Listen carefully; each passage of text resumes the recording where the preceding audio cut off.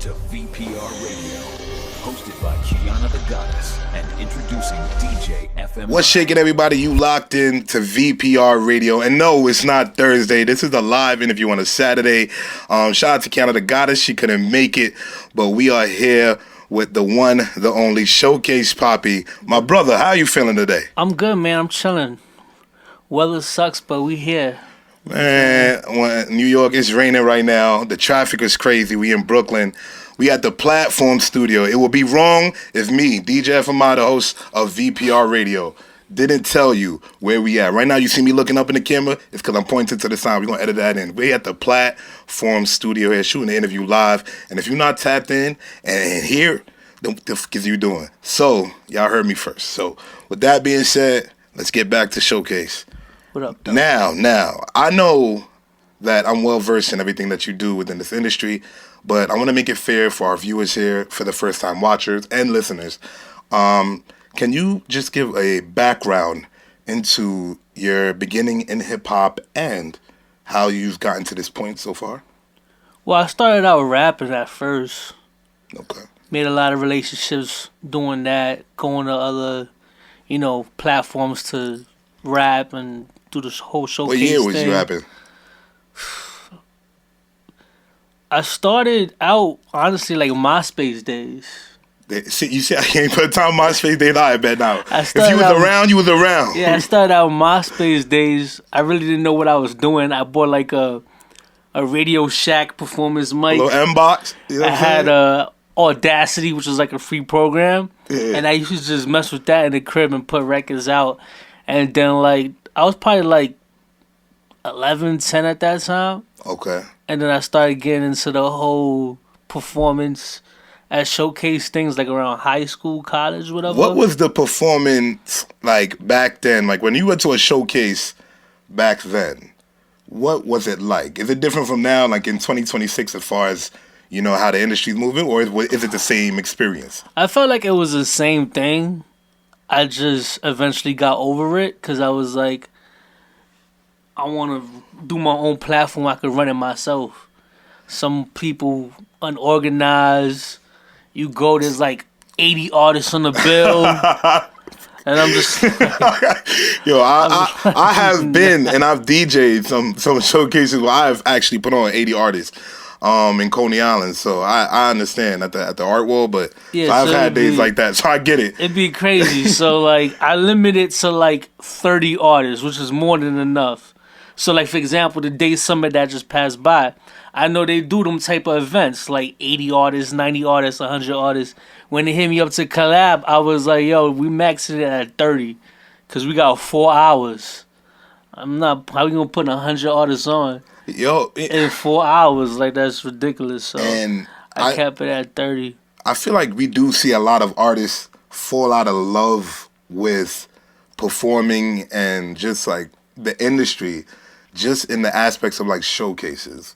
Why do you think that's a thing? At least from the artist perspective, because now you're So from a CEO. I could give you that perspective because, Go I ahead. said, I used to be an artist, and I got tired of going to other people's events and was like, yo, I'm gonna put events together my own. So I told artists that all the time. I said, listen, all this money you paying $100, $150, $200, whatever. Hold on, break is. it down. No, I want you to properly break it down because I know people that are watching this platform right now, they watching yo, I'll be doing showcases and this don't happen.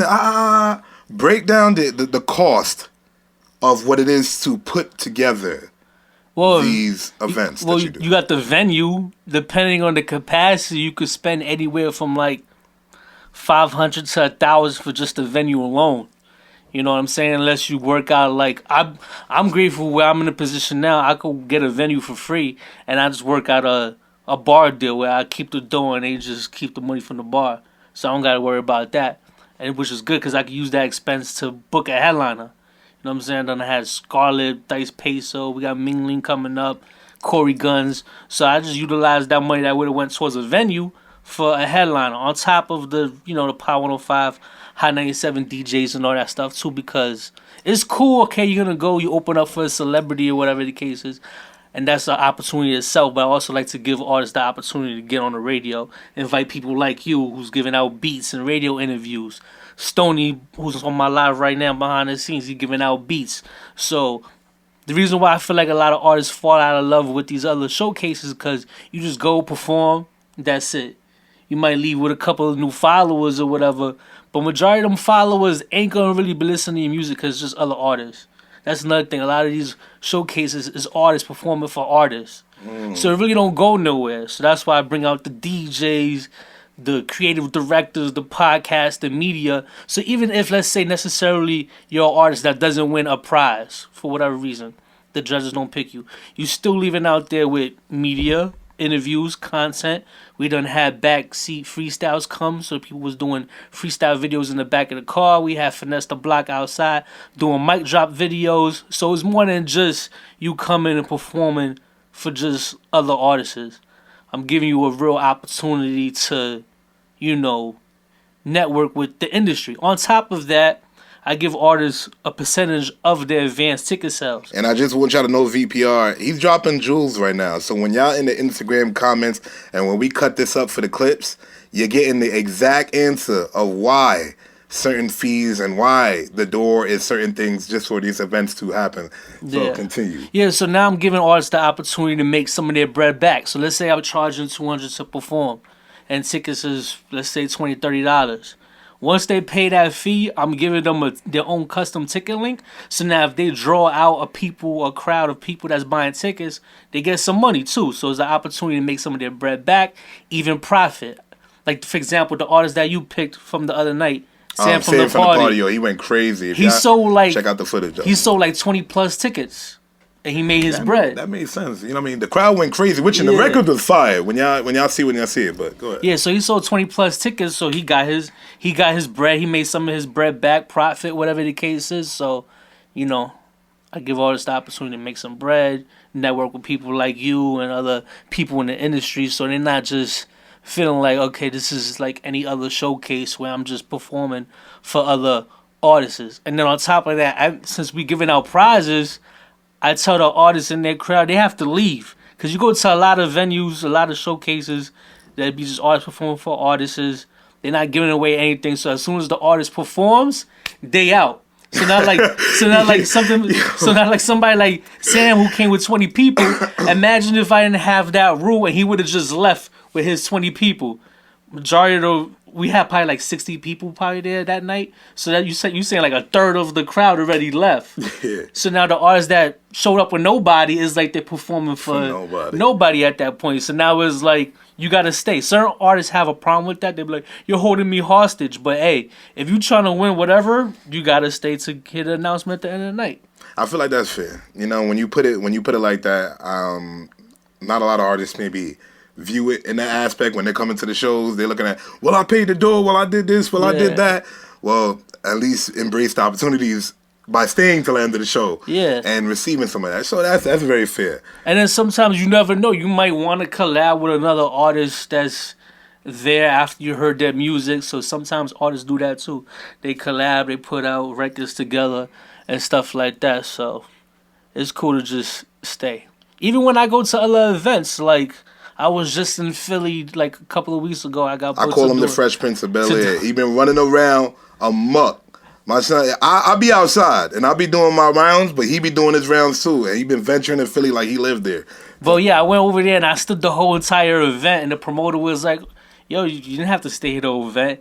And I'm like, I'm chilling. Like, I want to network with all these artists, especially since I plan on going to Philly and doing my own thing myself. So I gotta, shake hands and meet everybody as much as possible when I'm going to another market to do what I do over here, bring it over there. Because I do got, radio in Philly and know a couple of people in Philly in the industry as well. So just, expanding my brand and taking it outside of New York City, because I've been doing my thing in New York City for a while now.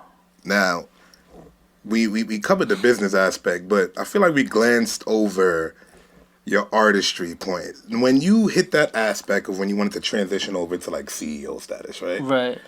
What records were you creating? Because when I met you, you had a record called Year, and I don't know when it was made, but it was hitting like it was current for me.